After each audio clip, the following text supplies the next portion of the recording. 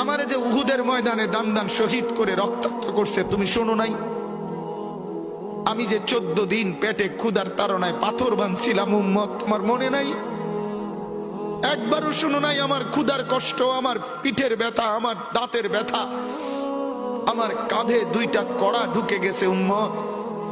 আমার ঘরে 3 মাস আল্লাহর নবীর স্ত্রী আয়েশা বলছে, আল্লাহর কসম উম্মত, নবীর স্ত্রী বলছে এক ফোঁটা চুলায় আগুন জ্বলে নাই।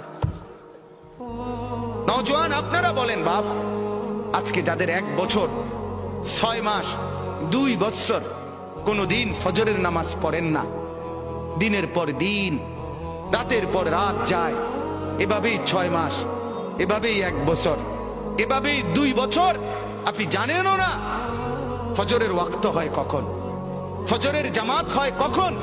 মেরে মুহতারাম, আমার ভাই, আমার